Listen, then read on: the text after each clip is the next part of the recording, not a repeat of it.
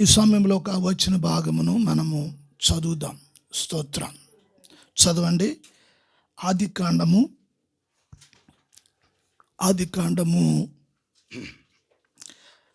2వ అధ్యాయము 23వ వాక్యం. అప్పుడు ఆదాము ఇట్లనెను, నా ఎముకలలో ఒక ఎముక, నా మాంసములలో మాంసము, ఇది నరులలో నుండి తీయబడెను గనుక నారీ అనబడును. చాలు. స్తోత్రం. సరే చూడండి, దేవుడు మానవునికి కావలసిన సమస్తాన్ని దేవుడు సృష్టించాడు. ఈ సమస్తానికి దేవుడుగానే కాక ఈ సమస్తానికి ఆయన తండ్రి అయి ఉన్నాడు. ఈ సమస్తానికి తండ్రి అయి ఉన్నాడు. ఉన్నారా? అయితే ఇక్కడ భూమి మీద మనుషులకున్న తండ్రులకును మరి పరలోకంలో ఉన్న దేవుడైన తండ్రికి ఉన్న వ్యత్యాసం ఇక్కడ మనం ఒకటి చూస్తున్నాం. ఏమిటి అది అంటే, దేవుడు మానవుణ్ణి సృష్టించగా ముందు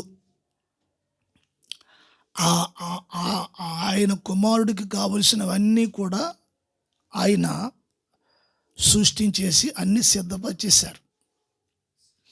ఆ కుమారుడు ఆదాము దేవునికి కుమారుడు అని చెప్పబడింది లూకా సువార్తలో 3వ అధ్యాయంలో 6వ వచనంలో ఉంటుంది. దేవుని కుమారుడు అని చెప్పబడింది. అంటే ఇప్పుడు దేవుడు తండ్రిగానే, దేవుడుగా కాకుండా తండ్రిగా ఆయనకు ఉన్న బాధ్యత, తండ్రిగా ఏం చేయాలి, తండ్రిగా ఎలా ప్రవర్తించాలి, తండ్రిగా ఏ విధంగా ఉండాలి, ఆ విషయాలు దేవుడు ఆ కుమారుడికి ఏమైతే కావాలనో అవన్నీ దేవుడు సృజించేశారు. ఆదామునప్పుడు చేయలేదు, అవన్నీ చేసేశారు. చేసి ఆ తర్వాత ఆదామును నిర్మించారు. ఆదామును సృష్టించలేదు, సృష్టిని సృష్టించారు. ఆదాము దేవుని సృష్టి కాదు, దేవుని నిర్మాణము. అంటే నిర్మాణం. ఇప్పుడు ఒక బిల్డింగ్ ఉందనుకోండి, ఆ బిల్డింగును మనుషులు కట్టారు, నిర్మాణము. అట్లాగే దేవుడు ఆ ఆదామును నిర్మించాడు తన స్వహస్తాలతో. స్తోత్రం. అయితే నిర్మించిన ఈ ఆదాము ఒకానొక సమయంలో దేవునితో మంచి సహవాసము, తండ్రితో మంచి సహవాసము, ప్రేమ, అనుభూతి కలిగి ఉన్నాడు. ఇప్పుడు ఆదాముకు దేవుని ప్రేమను తెలియచేయటంలో ఆదాముకి ఎలాగ అర్థం అవ్వాలి? ఇప్పుడు నేను పుట్టకముందే, నన్ను నిర్మించకముందే నా తండ్రి ఇవన్నీ కూడా సమస్తమును నా కోసం చేశాడు. అంటే ఇప్పుడు దేవుడు అని అనటం కంటే తండ్రి అనటం అనేది ముఖ్యం. తండ్రి. అయితే ఇప్పుడు దేవుడు ఆదామును ఎంతగానో ప్రేమించారు. ఆదాము మీద ఎంతో ప్రేమ ఉంది. స్తోత్రం. అయితే అట్లాగే ఆదాములో కూడా అంతే ప్రేమ ఉంది. ఇప్పుడు దేవునిలో ఉన్న ప్రేమ, ఆదాములో ఉన్న ప్రేమ పవిత్రమైంది.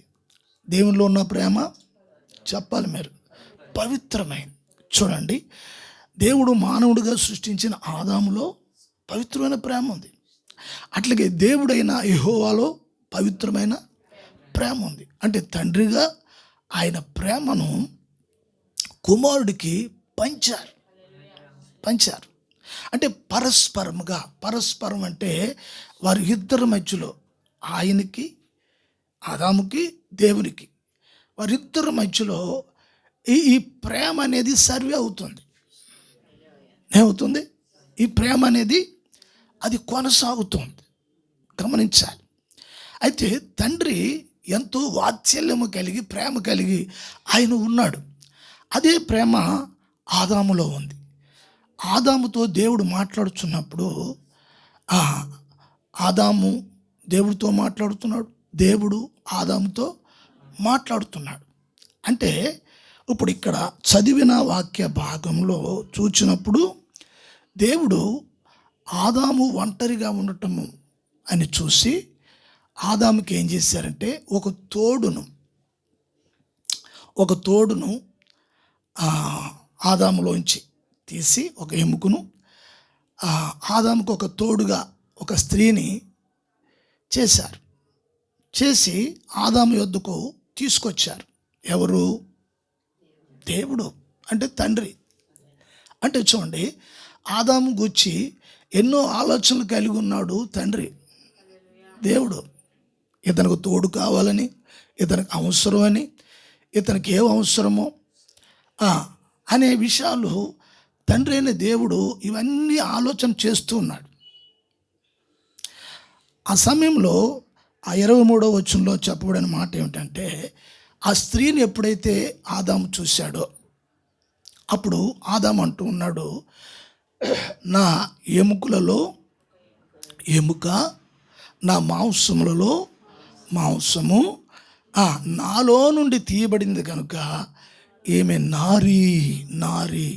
నారీ అంటే స్త్రీ అంటారు, అది కరెక్టే. కానీ నారి అంటే నరునిలో నుండి వచ్చింది, నరుడులో నుండి వచ్చింది, అంటే పురుషునిలో నుండి వచ్చింది, నరుల్లో వచ్చింది. సరే, ఇది వేరే విషయం.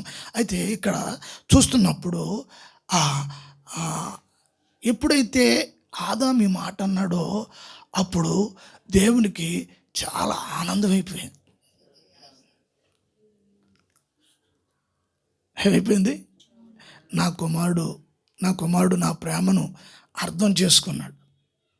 తనకి తోడుని తీసుకొచ్చాను, తనకేం కావాలో నేను వేరేగా ఏం కాకుండా తనలో నుండే తీశాను అనే విషయాలు గ్రహించాడు, గుర్తించాడు. ఇప్పుడు దీనిని బట్టి దేవునికి చాలా సంతోషం అయిపోయింది. ఆ మాట అన్నప్పుడు, ఏ మాట అన్నప్పుడు చెప్పాలి, ఆ మాట అన్నప్పుడు చూడాలి ఇలాగా. ఏ మాట అన్నప్పుడు మిమ్మల్ని అడుగుతున్నాను కదా, మీరు అర్థం లేదేంటి? లేదా అర్థం లేదా ఏంటి అన్నాను? అర్థం లేదా? మరి చెప్పొచ్చు కదా. నేనేదో చెప్పుకున్నాను వెళ్ళిపోవడం వినేసి అనేది కాకుండా నీకు అర్థం అవ్వాలి మాటలు. అర్థం అవుతేనే దేవుని ప్రేమ ఏంటో నీకు తెలియాలి. విన్నారా? అప్పుడు ఎప్పుడైతే నాలోండి తీయబడ్డది అని ఆదాము మాట్లాడుతున్నాడు, ఆదాము మాటలేవి 23వ వచనంలో, నాలో నుండి తీయబడ్డది, నా ఎముకలో ఎముక, మాంసంలో మాంసమా, సో ఇవన్నీ మాట్లాడేస్తూ ఉన్నాడు. ఇది ఎక్కడిదో కాదంట, ఆయనలోంచి తీయబడ్డదంట. ఎలాగర్థమైంది దీనికి? ఎలా తెలిసింది దీనికి? ఆదాముకి ఎలా తెలిసింది ఆయనలోదే ఆ భాగం అని? ఎలాగ అర్థమైంది, ఎలా తెలిసింది అంటే, దేవునికి ఏ మనసు అయితే ఉందో, దేవునికి ఏ పవిత్రమైన పరిశుద్ధమైన మనసు, ఆలోచన, ఉద్దేశాలు ఉన్నాయో అవే ఆదాములో ఉన్నాయి. అందుకే దేవుని మనసుతో, దేవుని ఆలోచనతో, దేవుని ఆత్మతో అన్నీ ఈక్వల్గా ఉంటున్నాయి. అప్పుడు ఎప్పుడైతే ఆదాము ఆ మాట అనేసాడో దేవునికి చాలా సంతోషం అయిపోయింది. దేవునికి స్తోత్రం కలుగును గాక. హల్లెలూయా. అయితే ఇప్పుడు ఇక్కడ అంతా కూడా చాలా చక్కగా, సౌమ్యంగా, సమాధానంగా, ఆనందకరంగా, ఆహ్లాదకరంగా ఉంది. దేవునికి స్తోత్రం. ఆదాము నవ్వుతూ ఉన్నాడు, అట్లాగే దేవుడు నవ్వుతూ ఉన్నాడు, అట్లాగే ఆయన భార్య ఏడుస్తూ ఉంది. నవ్వుతుందా? నా మాట చెప్పే దేవుని స్తోత్రం. హల్లెలూయా. చూడు, ఆవిడ కూడా నవ్వుతుంది. అంటే ఇప్పుడు వాతావరణం అంతా ఎట్లా ఉంది? ఆహ్లాదకరంగా ఉంది, సంతోషకరంగా ఉంది. స్తోత్రం. అంటే ఇప్పుడు తండ్రి ప్రేమ ఆ ఏదేను తోటలో పూర్తిగా ఆ మూలను అణువను తండ్రి ప్రేమ ఆవరించి ఉంది. అన్ని మూలన అంతా వ్యాపించింది, ఆదాములో వ్యాపించింది. దేవునికి స్తోత్రము కలుగును గాక. హల్లెలూయా. సరే, ఇంతవరకు చాలా చక్కగా హ్యాపీగా ఆనందంగా ఉంది. మరొక వచనం కూడా మనము చదువుదాము. అదే ఆదికాండంలో 3వ అధ్యాయంలో 11, 12 వచనాలు. అందుకాయన, నీవు దిగంబరివని నీకు తెలియజేసిన వాడెవడు? నీవు తినకూడదని నేను నీకాజ్ఞాపించిన వృక్షఫలములు తింటివా అని అడిగెను. అందుకు ఆదాము, నాతో నుండుటకు నీవు నాకిచ్చిన ఈ స్త్రీయే ఆ వృక్ష ఫలములు కొన్ని నాకియ్యగా నేను తింటిననెను. స్తోత్రం. ఏమంటున్నాడు ఇప్పుడు ఆదాము? ఈయన చోటుకి వెళ్ళిపోయి దోక్కున్నాడు ఆదాము. దోక్కున్నప్పుడు ఆదామని దేవుడు పిలిచాడు. పిలిచినప్పుడు దానికి ముందు ఏం జరిగిందంటే ఆజ్ఞాతిక్రమం అనే పాపం జరిగిపోయింది.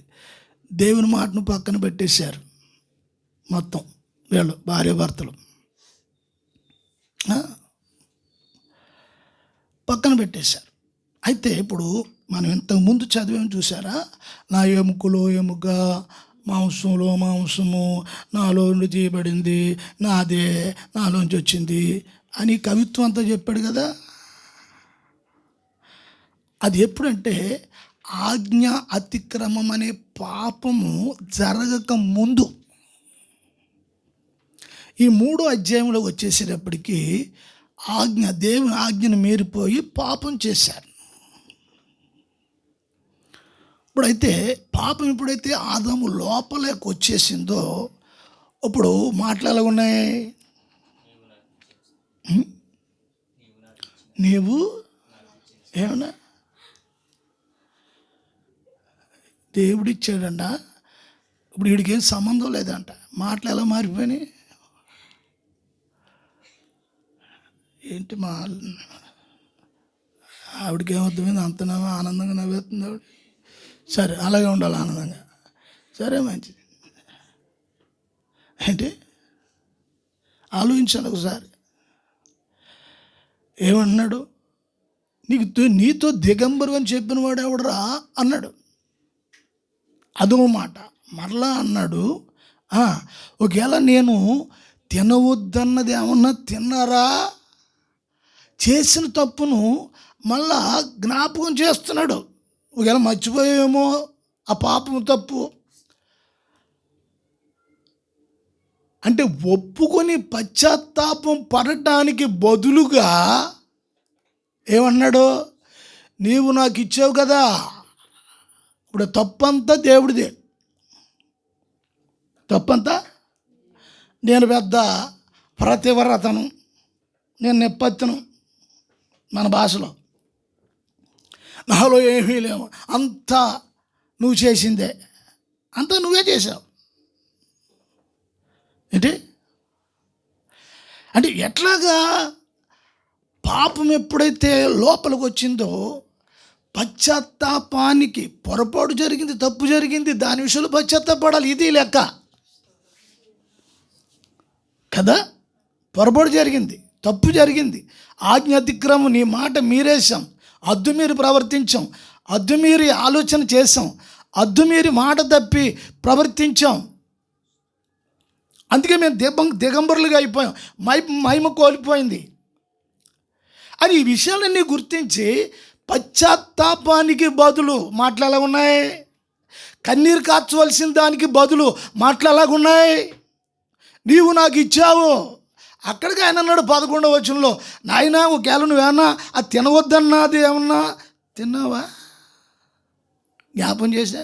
అవును ప్రభువా తిన్నాను, సరే ప్రభువా ఇదిగో నేను మాట తప్పిపోయాను, జారిపోయాను, ఇలాగైపోయింది అని వెంటనే మళ్ళీ రిలీజ్ అవ్వాలి కదా, పశ్చాత్తాపడాలి కదా. ఇదేమీ లేదు. 12వ వచనం వచ్చేసేటప్పటికి ఆయన అంటాడు, అందుకు ఆదాము నాతో నుండుటకు, చూడు, నాతో నుండుటకు, నీవు నాకు ఇచ్చిన, ఎవరితో ఉండుటకు? దేవుడితో ఉండడానికి కాదు ఇచ్చింది, నీతో ఉండుటకు. ఆయన చెప్తున్నాడు అన్నీ బాగున్నాయి, నాతో ఉండుటకు. ఏ జంతువునో ఏ కుక్కనో నక్కనో వీడికి మెడకు తగిలించేస్తుంటే గొడవ లేకపోయాను. మనిషిని ఇచ్చాడు వీళ్ళో తీసి. అలా చేయలేదు దేవుడు. నాతో ఉండుటకు నాలోంచి తీసిన ఈ విషయాలన్నీ చెప్పినప్పుడు చక్కగా ఆనందంగా అంతా బాగుంది. మరి ఇప్పుడు ఎలాగన్నప్పుడు దేవుడికి దుఃఖం ఉంటుందా, ఆనందం ఉంటుందా? ఏమంటే దుఃఖం ఉంటుందా? చూడండి, ఈ ఈ ఈ అధ్యాయం, ఒక్క అధ్యాయంలో ఎంత మొత్తం సృష్టి అంతా, పరిస్థితి అంతా కూడా తల్లకిందులుగా మారిపోయింది. పశ్చాత్తాపడి తండ్రి నేను తప్పు చేశాను అనడానికి పొరపాటు అయిపోయింది. కన్నీరుకు బదులు ఎట్లా ఉంది? తిరుగుబాటు, ప్రభుడు.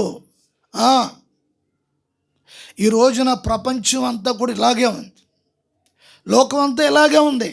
లోకంలో మనుషులంతా ఇలాగున్నారు. వారు పాపాలని దాచిపెట్టుకుని అహంభావంతో అహంకారంతో మాట్లాడటమే. ఇదే ఈ విషయాలు చూసినప్పుడు దేవుడు చాలా దుఃఖపడతాడు. దేవునికి స్తోత్రం కలుగును గాక. సంగమా, ఈ రోజున వాక్యం వింటున్న నీ జీవితంలో ప్రభు నీకు అనుగ్రహించిన ఎంతో సేఫ్ సైడ్ పరిస్థితులన్నిట్లు కూడా నువ్వు గుర్తించాలి, గమనించాలి, గ్రహించాలి, జ్ఞానము కలిగి ఉండాలి. దేవుడు ఏం కోరుకుంటున్నాడు? ఎన్నో విషయాలు జ్ఞాపకం చేశాడు. 11వ వచనంలో అంటాడు, తినవద్దన్న ఫలం ఏమైనా తిన్నావా ఏమిటి? అవును ప్రభువా, మర్చిపోయాను, తప్పు చేసేసాను. అంటే ఏం చూస్తున్నాడు? రిలీజ్ అవ్వాలని దేవుడు చూస్తున్నాడు. నువ్వు పశ్చాత్తాపడాలి,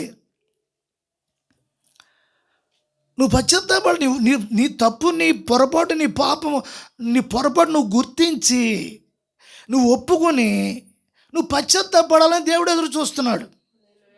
అంటే పశ్చాత్తాపడి కన్నీరు కాస్తే మరలా దేవుడు హత్తుకోవడానికి సిద్ధంగా ఉన్నాడు. ఇప్పుడు ఆయన నేను దోషిగా పాపిగా చూసేసేమో దూరంగా పెట్టలే అని అనుకోవట్లా. ఒట్టినే తోసేయలేదు. ఏదేం తోటలో నుండి చాలా అవకాశాలు, ఆప్షన్స్ ఇచ్చాడు ఆయన. దేవుని స్తోత్రం. హల్లెలూయా. ఒప్పుకోవడానికి, అంగీకరించడానికి, తప్పు దిద్దుకోవడానికి ఇవన్నీ అవకాశాలు ఇచ్చాడు. దేవుడి మీదే తోసేస్తున్నాడు ఇప్పుడు. ఏంటి? దేవుడి మీదే తోసేస్తున్నాడు. చూడండి, ఏదన్నా కొన్ని విషయం వచ్చేటప్పటికి అంతా నీ వల్ల ఎలా జరిగింది అంటారు కొంతమంది పురుషులు. అంటారా? అంతా నీ వల్లనే, అంతా నీ వల్లనే. అయితే కుటుంబానికి పరమ తండ్రి ఉన్నారు. ఆయన మాట్లాడుతున్నాడు అక్కడ. అంటే తప్పు దిద్దడానికి, సరిచేయటానికి, ఈ కృప నుండి తొలగిపోకుండా, నా దగ్గర నుండి తొలగిపోకుండా దూరం చేయడానికి సాతాను ఎన్నో రకాలుగా ప్లాన్లు చేసి దేవుడి నుండి, తండ్రి నుంచి దూరం చేసేయాలని ఎన్నో ఆలోచనలకి దుష్టుడు ఉన్నాడు. అవన్నీ కూడా చెప్పాడు, ఇది తినొద్దు, ఇలా చేయొద్దు అని. దేవుడు కూడా మనతో సంఘంతో అనేక విధాలుగా దేవుడు మాట్లాడుతుంటాడు వాక్యంతో. లక్ష్య పెట్టం. ఒక ఆయన అన్నాడు, ఏమి నేర్పుతున్నావు నువ్వు? వాక్యాన్ని లక్ష్య పెట్టం, సాతానికి అవకాశం వదులుతాం. తండ్రి ఏమి ఆలోచన ఉన్నాడంటే, బిడ్డ, నా కుమార్తె సాతానికి అవకాశం ఇవ్వకుని ఆయన ఎంత ప్రేమ కలిగి ఆ 11వ వచనం నేను ధ్యానిస్తుంటే, రాత్రి ఆ విషయం నేను పండుకున్నట్లుగా ధ్యానిస్తున్నాను. ఎంత ప్రేమను వచనాలు మనం చదువుతున్నప్పుడు, ఒక్కొక్క వచనం చదువుతున్నప్పుడు దేవునికి స్తోత్రం, ఆయన ప్రేమను దాటి వెళ్ళిపోవడానికి తెగించలేం. మనల్ని బాగా ప్రేమించిన వారిని, మన మీద ఎంతో మమకారం చూపించిన వారిని మనము వారిని వదులుకోవడానికి అంత సులువుగా చేసే పని కాదు, జరిగే పని కాదు.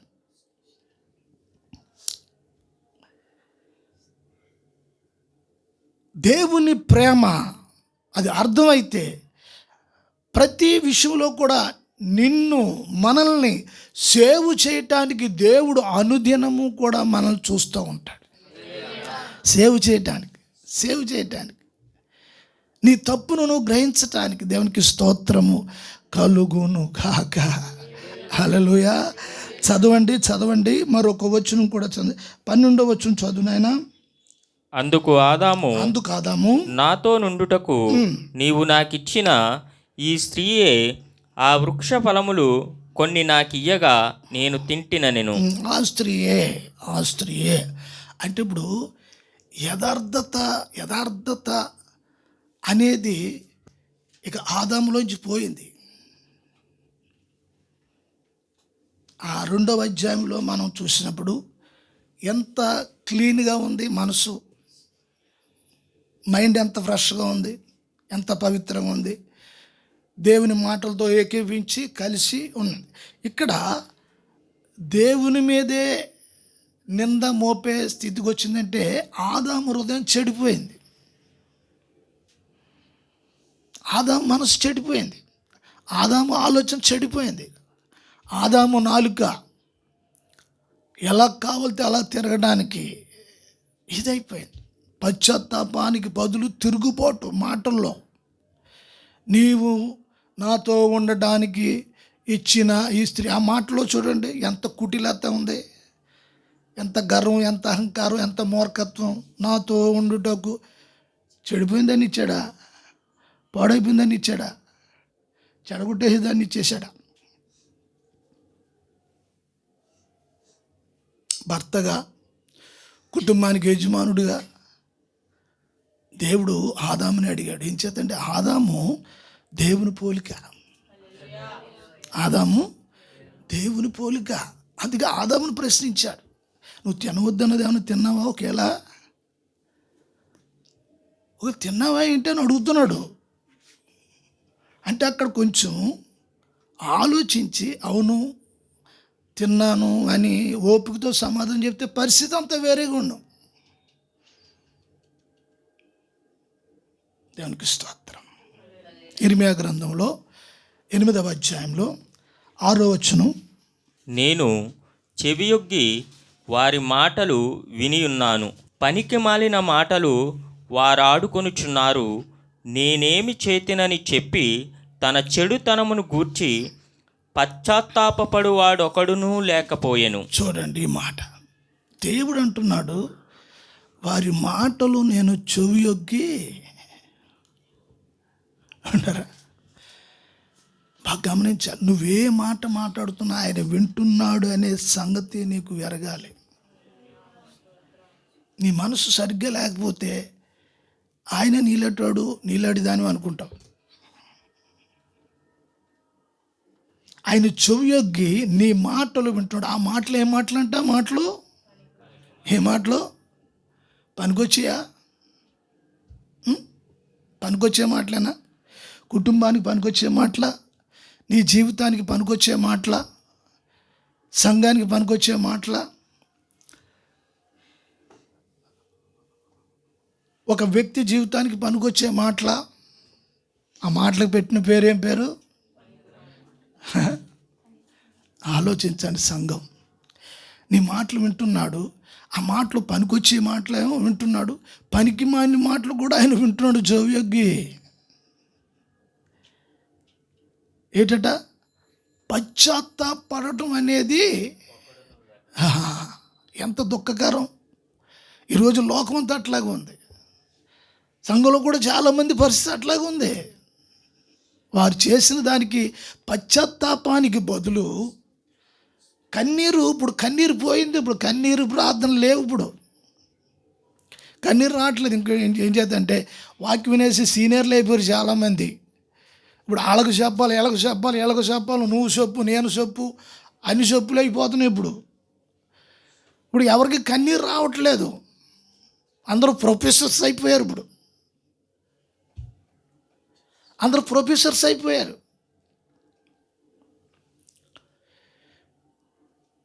దేవుడు అంటున్నాడు, నేను వాళ్ళ మాటలు విన్నాను, పనికి మళ్ళీ మాటలు. ఏదైనా తోటలో ఆదాం మాటలు దేవుడు విన్నాడు, స్తోత్రం కలుగును గాక. అవి పనికి మాలి మాటలు. ఒక్కడు పశ్చాత్తాపడ్డానికి కానీ, తిరుగుబాటు, హృదయంలో తిరుగుబాటు నిండిపోయినప్పుడు పశ్చాత్తాపం ఎలాగొస్తుంది, కన్నీరు ఎలాగొస్తుంది? నేను తప్పు చేశాను, నేను పొరపాటు చేశాను ప్రభువా అని ఏడిసే అనుభవం ఎక్కడొస్తుందండి? దేవునికి స్తోత్రం. దేవుడు అంటున్నాడు కదా, వారు పశ్చాత్తాపడటం అనేది లేదు, ఒక్కరూ లేదట. ఎంత ఘోరమైన మాట. కొంతమంది పశ్చాత్తాపడుతున్నారు, కొంతమంది పట్టలేదంటే నా మాట సబూగా ఉంది.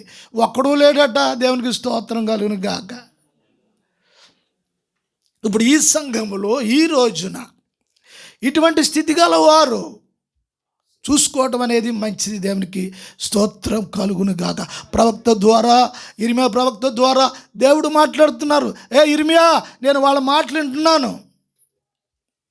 వాళ్ళ మాటలు వింటున్నాడు. వాళ్ళ మాటలు ఏం మాటలు? నా ఎముకలో ఎముక, నా మాంసంలో మాంసమా, నాలో నుండి తీయబడింది నారి. ఈ మాటలు అన్నప్పుడు దేవుడు ఆనందించాడు. ఆనందించిన దేవుడు తర్వాత పరిస్థితి చూస్తే ఆజ్ఞాతిక్రమం అనే పాపము ద్వారా మానవ జాతి సంక్రమం ఎట్లాగా అయిపోయిందంటే శంకర జాతి కింద అయిపోయింది అంటారు కదా, శంకర జాతి అంటారు. ఈ మాట చిన్న మాట. దేవుడు అంటున్నాడు, పనికి మాలిన మాటలు అంటున్నాడు. మరి సంఘంలో ఉన్న నీవు ఎలా ఉండాలనుకుంటున్నావు? పై మెరుపులు, పైకి ఏది ఉంటే ఒక రోజున దేవుడి దగ్గర నిలబడవలసి వస్తుంది. జాగ్రత్త, జాగ్రత్త, జాగ్రత్త. ఆయన ప్రేమ, ఆయన వాత్సల్యతను దేవునికి స్తోత్రం కలుగును గాక. హల్లెలూయా. ప్రభువా, నీ ప్రేమను దాటి నేను పోలేను నాయన. నీ ప్రేమను ఎదిరించి నేను దాటిపోలేను నాయన. నీ ప్రేమను నేను తిరుగుబాటు చేసి నన్ను దాటి నువ్వు వెళ్ళిపోకు ప్రభువా.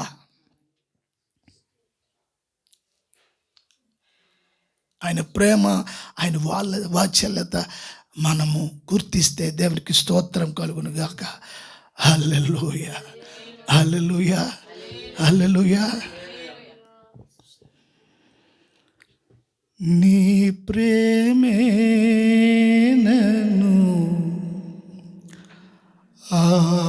ఆదరించేను,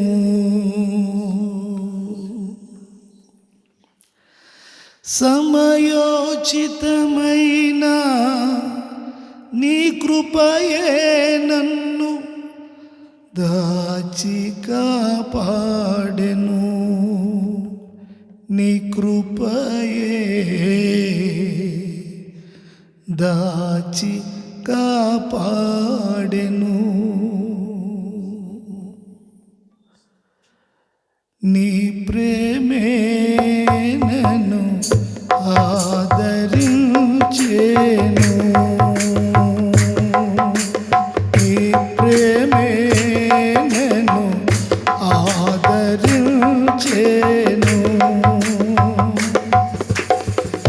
చీకటి కెరటాలలో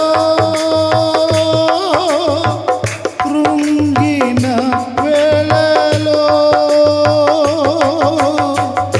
చీకటి కెరటాలలో కృంగిన వేళలో ఉదయించెను నీ కృపణాయదలో, చెదరిన మనసే నూతనమాయన. ఉదయించెను నీ కృపణాయదలో, చెదరిన మనసే నూతనమాయన. మనుగడయే మరో మలుపు తిరిగేనా, మనుగడయే మరో మలుపు తిరిగేనా. నీ ప్రేమే నన్ను ఆదరించేను,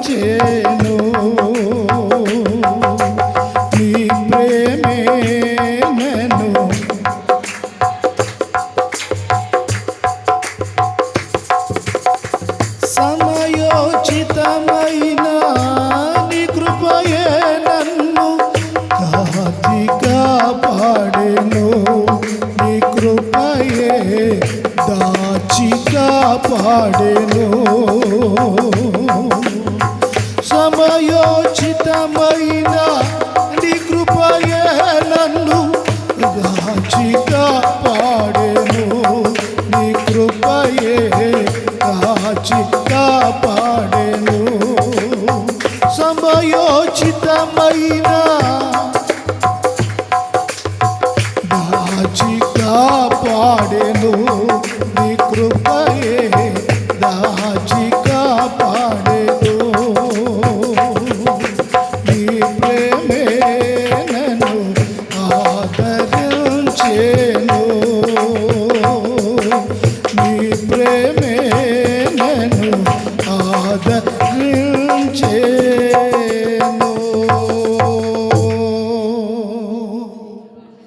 హల్లెలూయా హల్లెలూయా.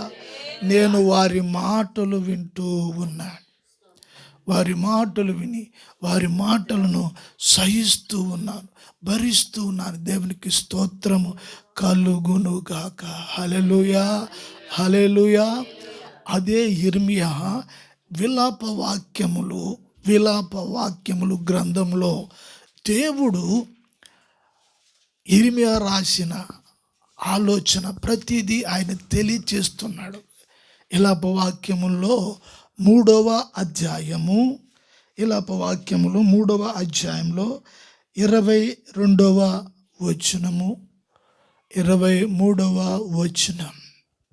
యెహోవా కృపగలవాడు, ఆయన వాత్సల్యత ఎడతెగక నిలిచినది గనుక మనము నిర్మూలము కాకున్న వారము.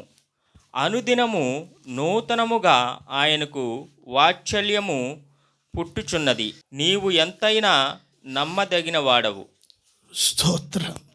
చూడండి, ఈ వాక్య భాగంలో చూస్తే సాధారణంగా పాపము చేసిన వ్యక్తిని దుర్మార్గతతో, దుష్టత్వంతో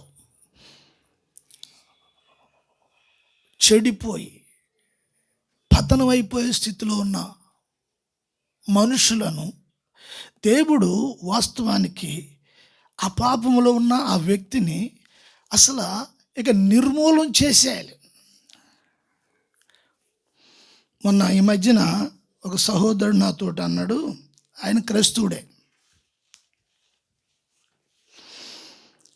ఏమండి యేసు ప్రభు ఆయన రాకడ దగ్గరలో ఉందని చాలామంది చెప్తున్నారు. దగ్గరలో ఉందని చెప్తారు. నా చిన్నప్పుడు కూడా మా అమ్మ చర్చికి తీసుకెళ్ళేది, చేపట్టుకు తీసుకెళ్ళేది, కూర్చోబెట్టేది. నా చిన్నతనంలో కూడా పాస్టర్లు చెప్పేవారు, ఇదిగో ప్రభు రాకడ దగ్గరలో ఉంది. నాకు 45 సంవత్సరాలు వచ్చినాయి. ఏమిటి ఇంకా ఎప్పుడు వస్తారు, అసలు వస్తారా అన్నాడు. క్రైస్తవుడు ఏ మాట అడిగా.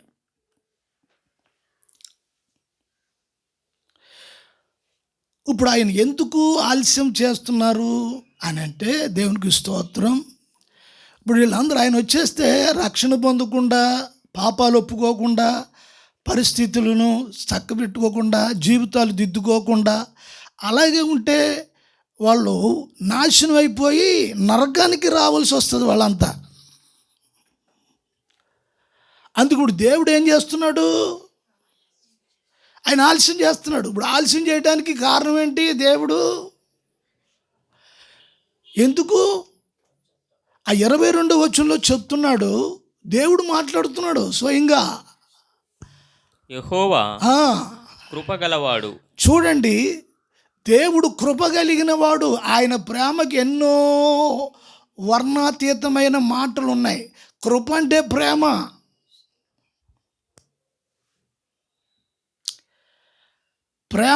కృప అంటే కృపగలవాడు. ఆయన వాత్సల్యత ఏంటంట? ఆయన వాత్సల్యత. చూడండి, ఆయన వాత్సల్యత, ఆయన ప్రేమ ఎడతెగనది అంట. ఎడతెగనది. దేవునికి స్తోత్రం. అంటే ఎడబాయదు ఆయన వాత్సల్యత. నిన్ను విడిచిపెట్టేది కాదు. ఒకవేళ తల్లి అయిన వాక్యలో యెషయా చెప్తాడు, తల్లి అయినా నిన్ను మార్చునేమో, తండ్రి అయినా విడిచిపెట్టేసినేమో, కానీ ఆయన నిన్ను విడిచిపెట్టడు. దేవుని ప్రేమ ఎంతో అమోఘమైనది. దేవునికి స్తోత్రం కలుగును గాక. హల్లెలూయా. కృప కలిగిన వాడు, ఆయన వాత్సల్యము కలిగిన వాడు. దేవునికి స్తోత్రం. ఆయన ప్రేమ కలిగిన వాడు, ఆయన ఎంతో ప్రేమ కలిగిన వాడు, వాత్సల్యత కలిగిన వాడు. ఆయన వాత్సల్యత ఎడతెగక నిలిచినది చూడండి, గనుక ఆయన ప్రేమ నిలిచి ఉండేది, ఎడతెగక. మధ్యలో విడిచిపెట్టేసేది కాదు, మధ్యలో విడిచిపెట్టేసేది కాదు. నువ్వు ఎన్ని వేషాలు వేసినా, ఎన్ని రకాలుగైనా నీ మార్పు కోసం ఆయన ఎదురు చూస్తున్నాడు, వెయిట్ చేస్తున్నాడు.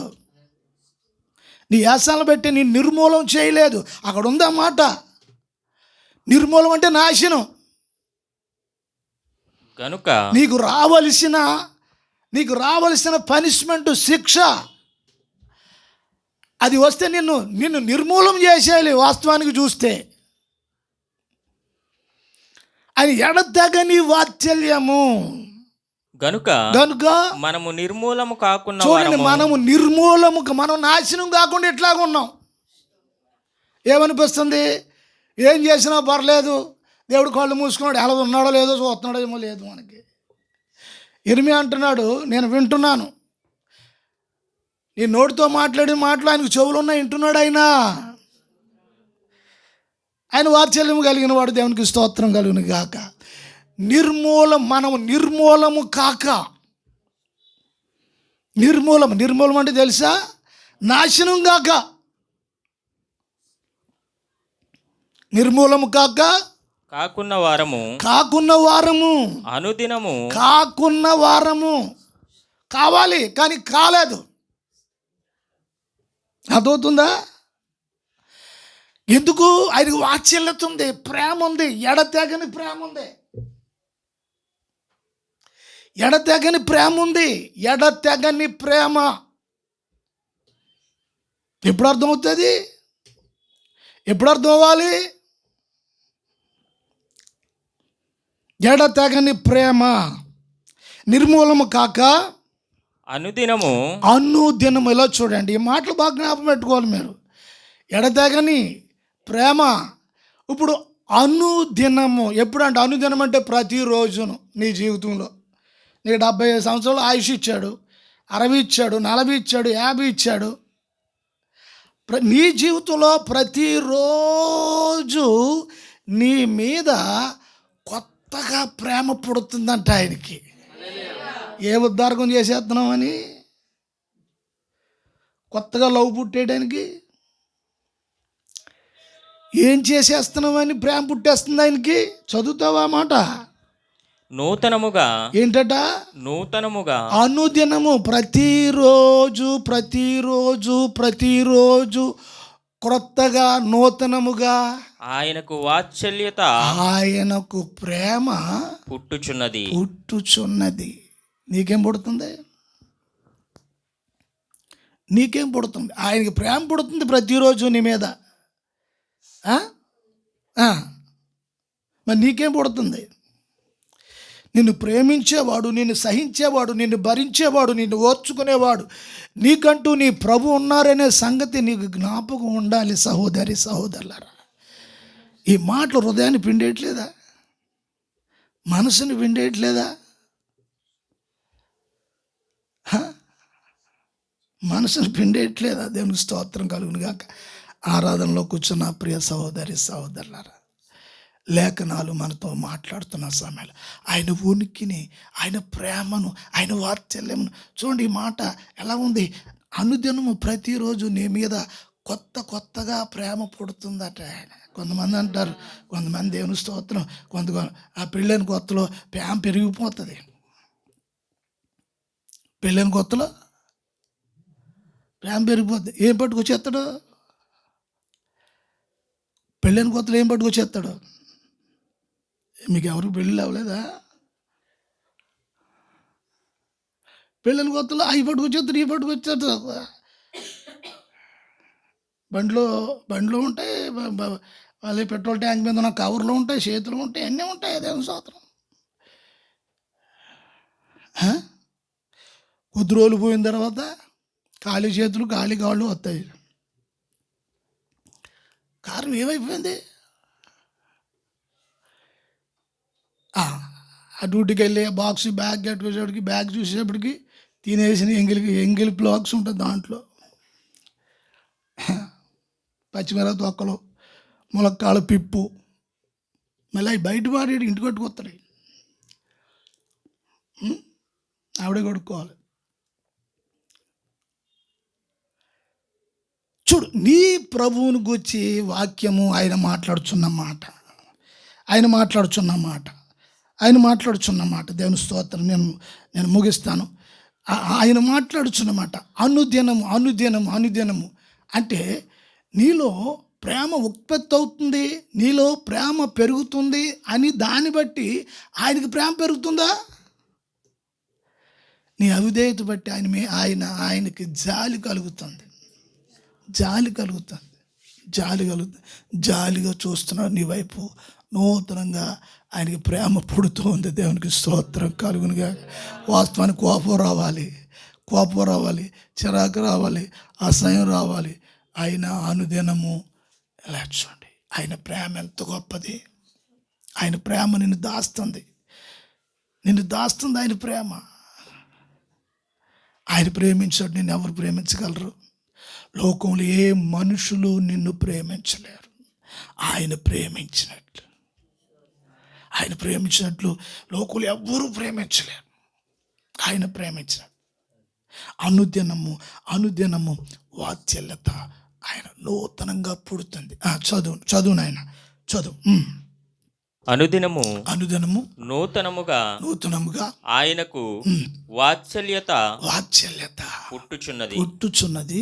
నీవు ఎంతైనా నమ్మదగిన వాడు. అది ఎంతైనా దేనికైనా సరే హల్లెలూయా. నేను ఎంతో దుర్మార్గురాల్ని, ఎంతో దుష్టుణ్ణి ప్రభువా నాయన, నేను నిన్ను నమ్మిన దేవుని స్తోత్రం, నీవు నన్ను నమ్ముతావు. అందుకే నువ్వు ఎంతైనా నమ్మదగిన వాడు దేవుని స్తోత్రం. మన ఇంట్లో నిన్ను నేను నమ్మను అనొచ్చు. నేను నమ్మను. నమ్మరా? నేను నమ్మరా? నమ్మవా? నమ్మను. నమ్మవేంటే? నమ్మను. ఆయన నమ్మదగినవాడు. దేవుని స్తోత్రం. ఆయన ఎంతైనా నమ్మదగినవాడు. హల్లెలూయా. ప్రియ సహోదరులారా, నిజంగా గమనించాలి, తండ్రి ప్రేమ ఎంత గొప్పది. దేవునికి స్తోత్రం. ఫాదర్స్ డే జరుపుకునే వారందరూ కూడా ఈ రోజున మన శరీర సంబంధమైన తండ్రి ఏ స్థానంలో ఉన్నాడో తెలుసా? పరలోక తండ్రి స్థానంలో నిన్ను పెట్టాడు. పరలోక తండ్రి స్థానంలో, ఆ స్థానంలో నిన్ను పెట్టాడు. తండ్రి స్థానంలో నువ్వు ఉన్నావు. ఇప్పుడు నువ్వు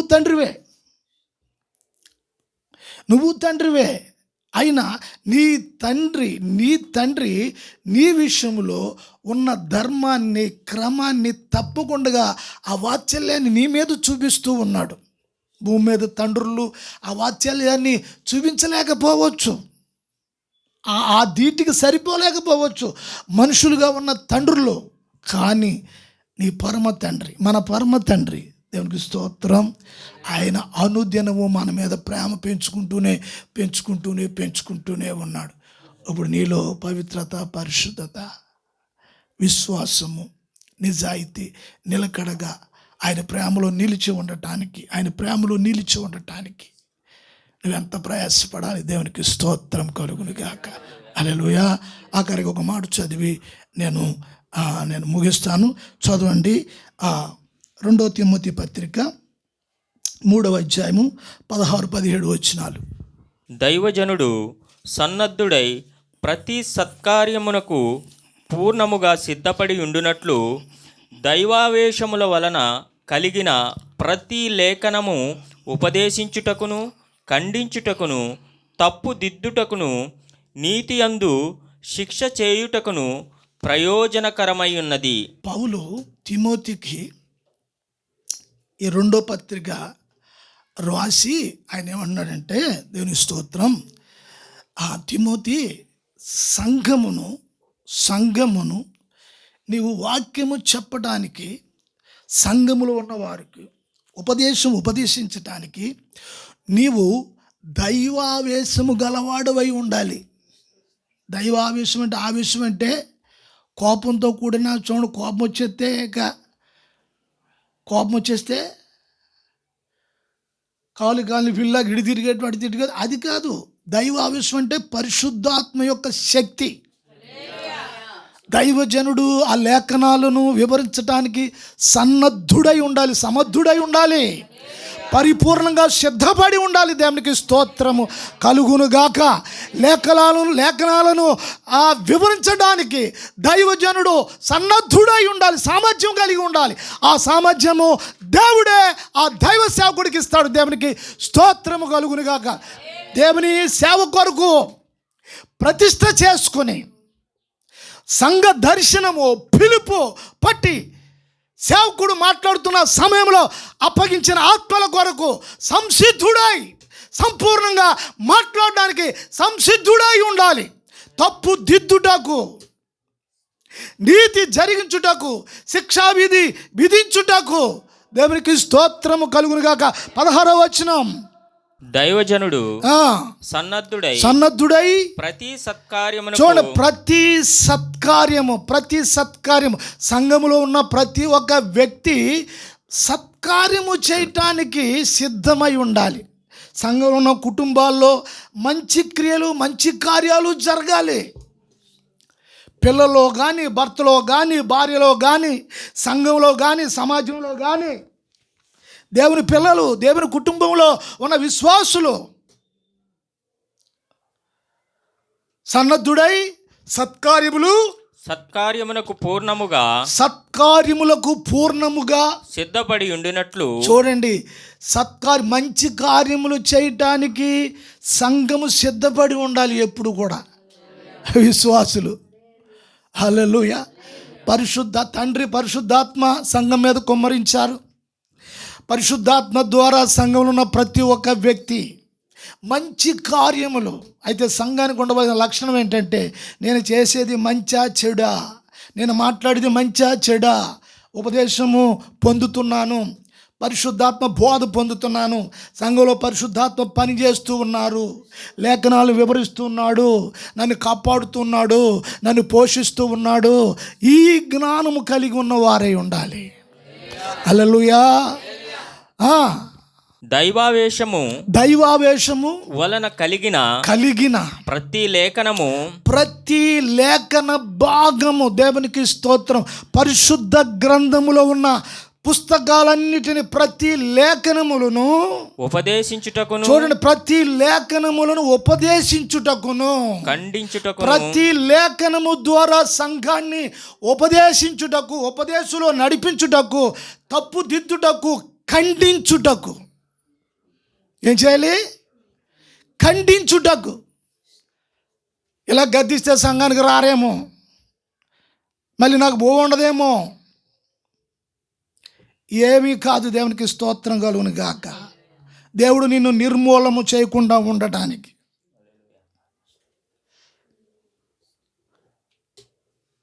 దైవ సేవకుడు సన్నద్ధుడై నిన్ను సరిచేయుటకు. హల్లెలూయా.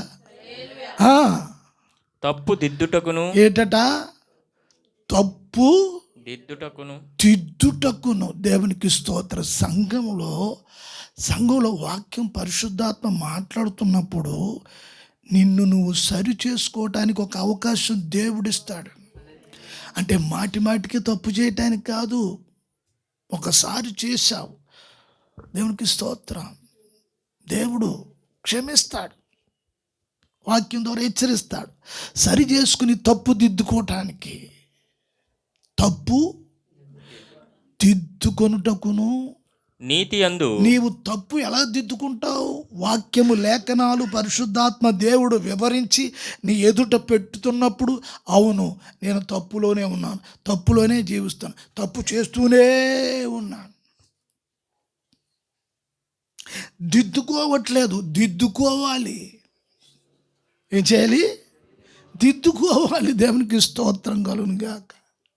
చూడండి, పిల్లల్ని స్కూల్లో వేసినప్పుడు, ఎల్కేజీ యూకేజీలో వేసినప్పుడు ఆ పలకిచ్చి అక్కడ ABCD వేసి అదే దుద్దిస్తారు. అదే దుద్దుతూ ఉంటాడు, అదే దుద్దుతూ ఉంటాడు. దేవుని స్తోత్రం కలుగును గాక. చిన్నపిల్లలు పడుకున్నప్పుడు కూడా వాళ్ళు దుద్ది ఆ మైండ్లో అది ఫిక్స్ అయిపోయి పడుకున్నప్పుడు నిద్రలో కూడా ఏ అంటూ ఉంటారు. ఆ మాటలు, ఆ దుద్ది ఆ మాటలు వాళ్ళ మైండ్లో ఫీడ్ అయిపోతాయి. అవి వాక్యం నీ హృదయంలో ముద్రింపబడాలి. దావీదుని అడిగితేనే ఉంటాడు తెలుసా, నా హృదయంలో వాక్యం పెట్టుకున్నాను. ఎందుకు దావీదు వాక్యం హృదయంలో పెట్టుకున్నంటే, పాపము చొరబడకుండినట్లు నా హృదయంలో నేను వాక్యాన్ని పెట్టుకున్నానని చెప్తారు. తెలుసు. హల్లెలూయా. సహోదరులారా, తప్పు దిద్దుటకును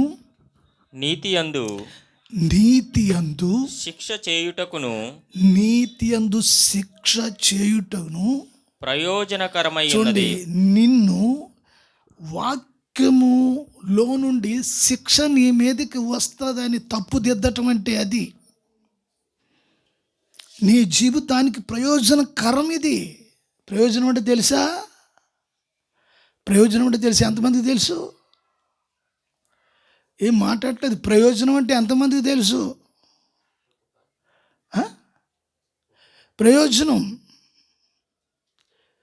ప్రయోజనకరం అంటే తెలుసా?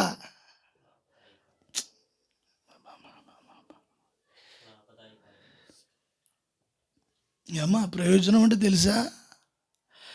అక్కడికి వెళ్తే నాకేం లాభం, ఖర్చు కానీ ఇలాగంటాం కదా.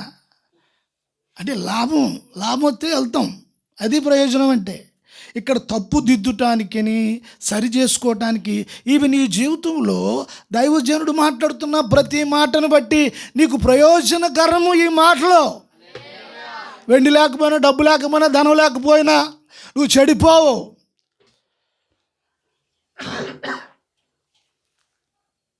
తప్పు దిద్దుటకు దైవజనుడు సన్నద్ధుడై, ఇది నీకు ప్రయోజనం.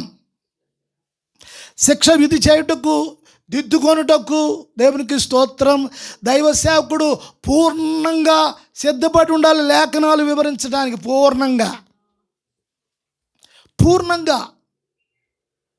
పూర్తిగా దేవునికి సమర్పించుకొని దేవుని సేవలో నిలిచి ఉన్నప్పుడు, దేవుడు లేఖనాలు బయలుపరుస్తున్నప్పుడు, ఆ సామర్థ్యత దైవ సేవకుడికి ఇస్తున్నప్పుడు, ఆ సామర్థ్యతను బట్టి, ఆ పరిశుద్ధాత్మ అధికారమును బట్టి, పరిశుద్ధాత్మ నడిపింపును బట్టి సంఘాన్ని దిద్ది ఒక సరైన ప్రయోజనకరముగా ఉండినట్లు విశ్వాసాన్ని సిద్ధం చేస్తూ ఉంటుంది దేవుని ఆత్మ, దేవుని సేవకుని ద్వారా. హల్లెలూయా. ప్రయోజనకరంగా జీవితాలు ఆశీర్వాదకరంగా ఉంటాయి. ఆశీర్వాదకరంగా, దీవెనకరంగా తండ్రి అయిన ప్రేమను, ఆ వాత్సల్యాన్ని మనం గుర్తుపెట్టేటట్లా చేస్తుంది, గ్రహించేలా చేస్తుంది. ప్రభా, నీ ప్రేమను నేను తప్పిపోను ప్రభా, జారిపోను ప్రభా, ఎప్పుడు విడిచిపెట్టను ప్రభా, ఎప్పుడు వ్యతిరేకించను ప్రభా, ఎప్పుడు తిరుగుబాటు చేయను ప్రభా, నీకు ఇష్టం కాదు నేను ఏమీ చేయను ప్రభా, నా తప్పు దిద్దుకుంటాను ప్రభా. లేఖనాలు ముందుకు వస్తాయి. దేవుని స్తోత్రం కలుగును గాక. ప్రియ సహోదరులారా, సంఘం అనేది, సహవాసం అనేది దిద్దుకోవటానికి, సరి చేసుకోవటానికి, నీవు ప్రయోజనకరంగా మారటానికి, నువ్వు దీవెనకరంగా మారటానికి, తండ్రి ప్రేమను సంపూర్తిగా నువ్వు అనుభవించే అర్హతను సంపాదించుకోవటానికి, తండ్రి ప్రేమను నువ్వు కలిగి ఉండటానికి, ఆ ప్రేమను నువ్వు కలిగి ఉంటున్నప్పుడు నీవెంతో సమాధానముతో, ప్రశాంతతో, ఆనందంతో, సంతోషంతో నువ్వు నీ తండ్రి ప్రేమను నువ్వు కలిగి ఉన్నప్పుడు, ఏదెనులో మొదట్లో ఆదాము ఎంత ఆనందంతో ఉన్నాడు, ఎంత సంతోషంతో ఉన్నాడు. జంతువులతో ఆడుకున్నాడు. దేవునికి స్తోత్రం.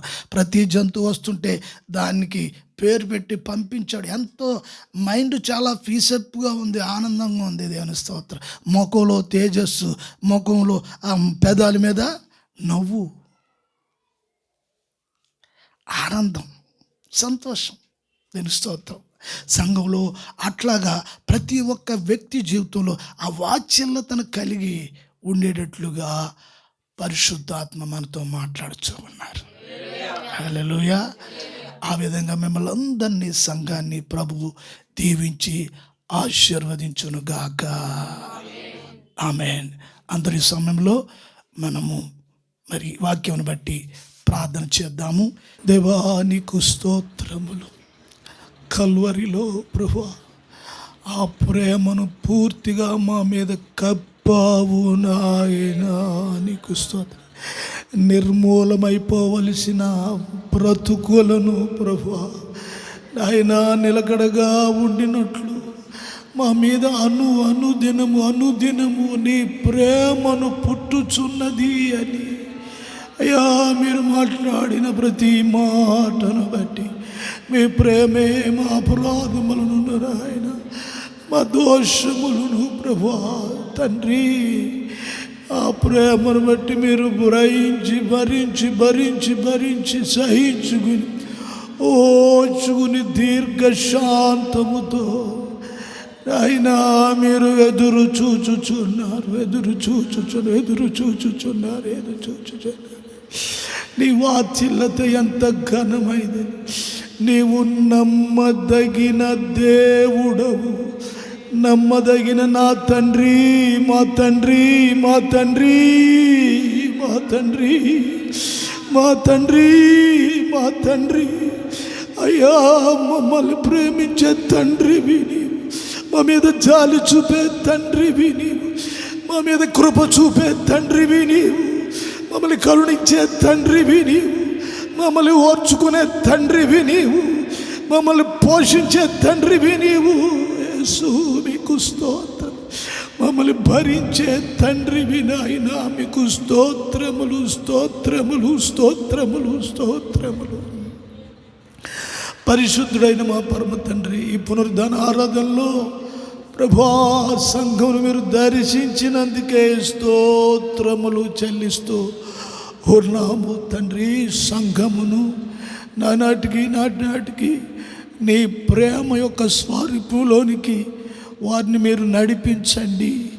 నీ ప్రేమ యొక్క పోలికలోనికి నాయనా వారిని మీరు సిద్ధపరచండి.